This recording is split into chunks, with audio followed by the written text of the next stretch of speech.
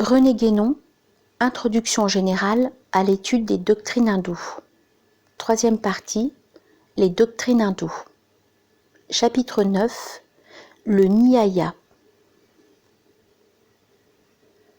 Le mot Nyaya a pour sens propre celui de logique et même de méthode. Dire, comme le font certains, qu'il a commencé par désigner une école et qu'il est ensuite devenu synonyme de logique, c'est renverser tout ordre naturel, car pour peu qu'on admette qu'une école doit se caractériser par un nom qui ait une signification préalable, c'est exactement le contraire qui aurait pu se produire si toutefois un darshana pouvait être monopolisé par une école quelconque.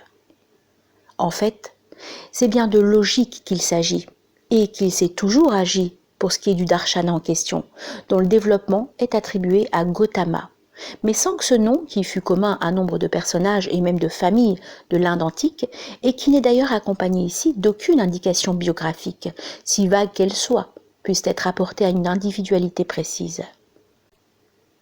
Il s'est produit là ce qui en Orient se produit toujours en pareil cas. Les individualités ne comptent pas au regard de la doctrine. Il est parfaitement possible qu'il y ait eu, à une époque lointaine et indéterminée, un homme nommé Gautama, qui se soit consacré à l'étude et à l'enseignement de cette branche de connaissances qui constitue la logique. Mais ce fait très vraisemblable et sans intérêt en lui-même, et le nom de cet homme ne s'est conservé qu'avec une valeur toute symbolique, pour désigner en quelque sorte l'agrégat intellectuel formé par tous ceux qui, pendant une période dont la durée n'est pas moins indéterminée que l'origine, se livrèrent à la même étude. Ce genre d'entité collective, dont nous avons déjà eu un exemple en Vyasa, n'est d'ailleurs pas une école, du moins au sens ordinaire de ce mot, mais bien une véritable fonction intellectuelle. Et l'on pourrait en dire autant à propos des noms propres qui se présentent comme liés, de la même manière à chacun des autres darshanas. Ces remarques, faites une fois pour toutes, nous dispenserons d'y revenir par la suite. Nous avons dit que le Nyaya est essentiellement la logique.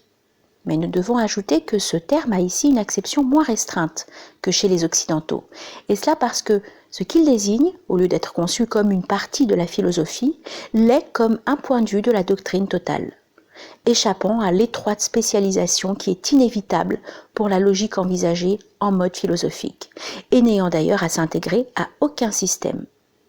La logique hindoue a par là une portée beaucoup plus grande. Et pour le comprendre, qu'on se rappelle ici ce que nous disions à propos des caractères de la métaphysique. Ce qui constitue l'objet propre d'une spéculation, ce ne sont pas précisément les choses mêmes qu'elle étudie, mais c'est le point de vue sous lequel elle étudie les choses. La logique, avons-nous dit encore précédemment, concerne les conditions de l'entendement humain. Ce qui peut être envisagé logiquement, c'est donc tout ce qui est objet de l'entendement humain, en tant qu'on le considère effectivement sous ce rapport. Par suite, la logique comprend dans son point de vue les choses considérées comme objets de preuve, c'est-à-dire de connaissances raisonnées ou discursives. C'est là, dans le Nyaya, le sens du terme padartha. Et malgré certaines différences, c'est aussi dans l'ancienne logique occidentale la véritable signification des catégories ou prédicaments. Si les divisions et classifications établies par la logique ont en même temps une valeur ontologique réelle, c'est qu'il y a nécessairement correspondance entre les deux points de vue, dès lors qu'on n'établit pas, comme le fait la philosophie moderne, une opposition radicale et artificielle entre le sujet et l'objet. D'ailleurs, le point de vue logique est analytique parce qu'il est individuel et rationnel. Ce n'est qu'à titre de simple application à l'ordre individuel que les principes logiques, même les plus généraux, sont dérivés des principes métaphysiques ou universels.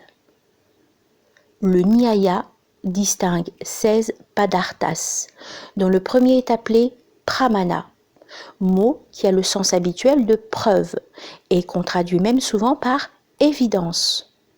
Mais cette dernière traduction est impropre en bien des cas. Et elle a en outre l'inconvénient de faire penser à la conception de l'évidence cartésienne, qui n'est réellement valable que dans le seul domaine mathématique. Pour fixer la vraie signification du mot pramana, il faut remarquer que son premier sens est celui de mesure. Ce qu'il désigne ici, ce sont les moyens légitimes de connaissance dans l'ordre rationnel, moyens dont chacun n'est en effet applicable que dans une certaine mesure et sous certaines conditions ou, en d'autres termes, à l'intérieur d'un certain domaine particulier dont l'étendue définit sa portée propre. Et l'énumération de ces moyens de connaissance ou de preuve fournit les subdivisions du premier padartha. Le second est prameya, ou ce qui est à prouver, c'est-à-dire ce qui est susceptible d'être connu par l'un ou l'autre des moyens dont il vient d'être parlé. Il comprend comme subdivision une classification de toutes les choses que peut atteindre l'entendement humain dans sa condition individuelle. Les autres padarthas sont moins importants et se rapportent surtout aux diverses modalités du raisonnement ou de la démonstration. Nous n'entreprendrons pas d'en donner ici l'énumération complète, mais nous nous contenterons de signaler spécialement celui qui est constitué par les membres d'un argument régulier.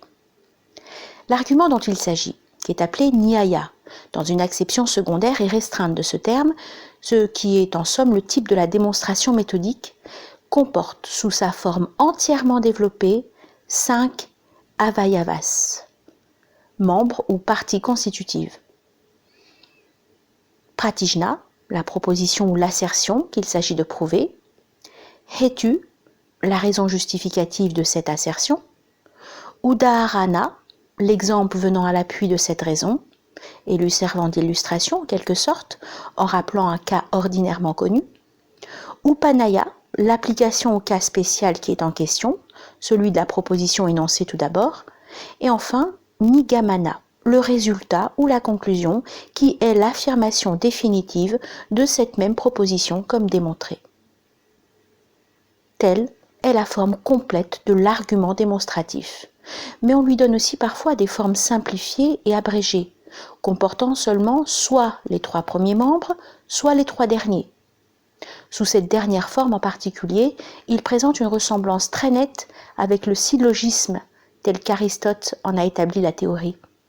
D'ailleurs, on retrouve ici l'équivalent du grand terme et du petit terme, désignés respectivement par les noms de vyapaka ou contenant et vyapya ou contenu, qui se réfèrent au même point de vue de l'extension logique.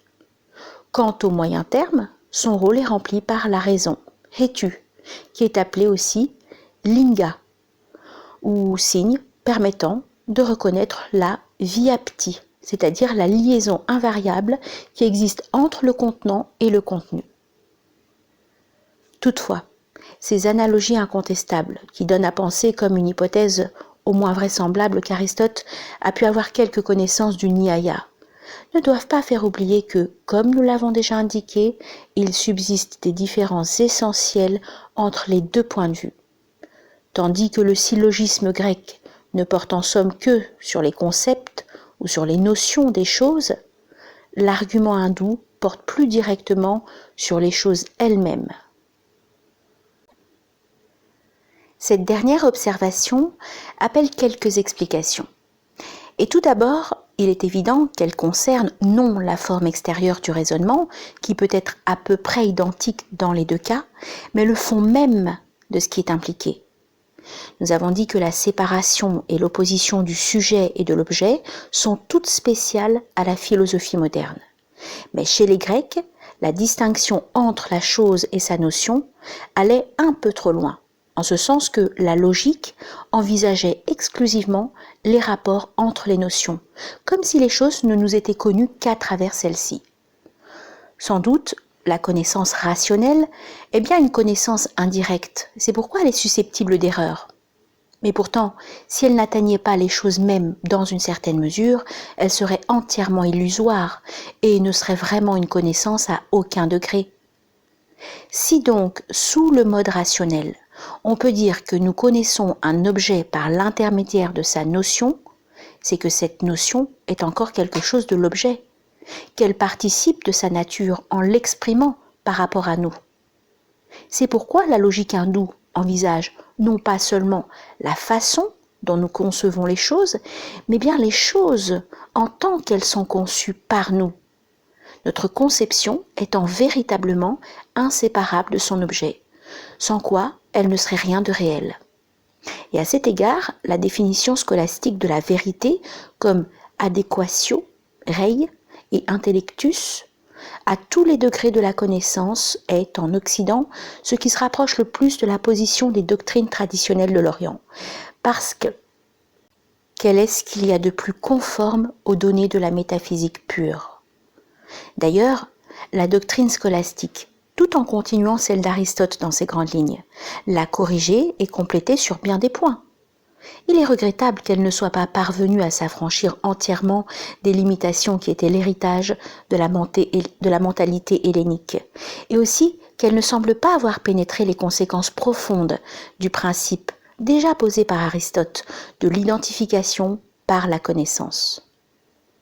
C'est précisément en vertu de ce principe que, dès lors que le sujet connaît un objet, si partiel et si superficiel même que soit cette connaissance, quelque chose de l'objet est dans le sujet et est devenu partie de son être.